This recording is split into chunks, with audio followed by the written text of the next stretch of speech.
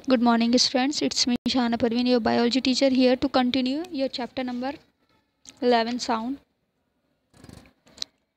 In the last lecture, I have told you about that what kind of sound we listen in everyday life, and today I'm going to tell you that how sound produced by humans. And when we speak loudly or sing a song, we feel vibration in our throat. जब हम loudly speak करते हैं या कोई गाना गाते हैं तो हमें क्या फील होता है, हमें वाइब्रेशन फील होती है अपने थ्रॉट में. And in humans the sound is produced by the voice box. Voice box होता है जैसे हम लैरिंग्स कहते हैं, उसके थ्रू ही हमारी साउंड जो होती है वो प्रोड्यूस होती है. यहाँ दिखाया हुआ है, देखिए जो ये हमारी बटरफ्लाई जो ग्लैंड होती है, थायराइड ग्लैंड, इसके जस्ट ऊपर नीचे पाई जाती है लैरिंग्स. So in humans, the sound is produced by the voice box. When we put our fingers on the throat, we find a hard pump that seems to move when we swallow. तो हम एक hard bump feel करते हैं. तो जब हम swallow करते हैं, हम कोई खाना निगलते हैं तो हमें एक हार्ड बम्प फील होता है. This part of the body is known as the voice box. इसी हार्ड पार्ट को हम क्या कहते हैं, वॉइस बॉक्स कहते हैं. And it is at the upper end of the windpipe. Windpipe के ये अपर एंड पर होता है.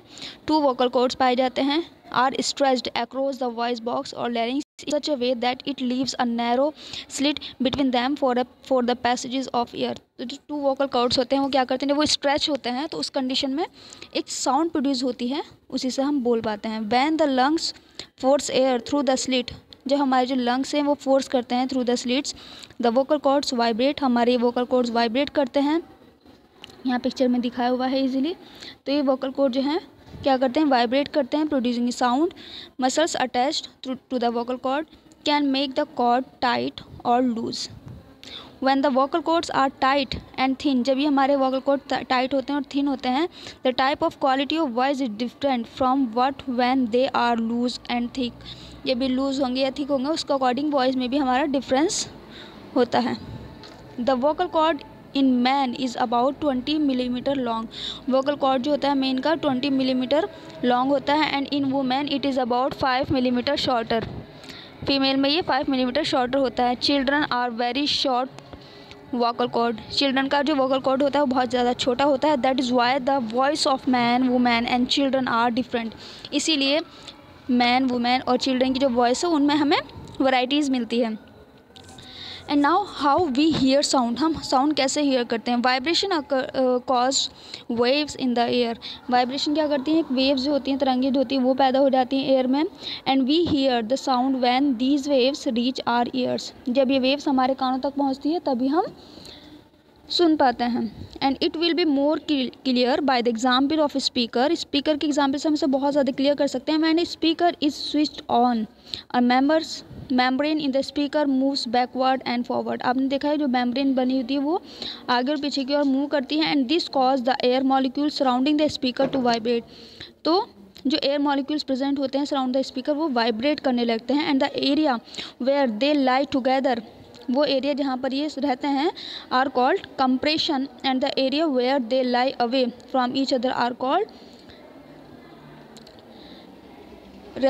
Rarefaction. So propagation of sound waves यहाँ दी हुई हैं. देखिए किस तरीके से साउंड वाइब्रेट करती है. And when the sound waves propagate, जब भी साउंड वेव्स प्रोपोगेट करती है, then molecules themselves do not move. They, तो मॉलिक्यूल्स जो हैं वो खुद से मूव नहीं कर सकते हैं. They vibrate only about their mean position. ये अपनी मीन पोजिशन से ही वाइब्रेट करते हैं.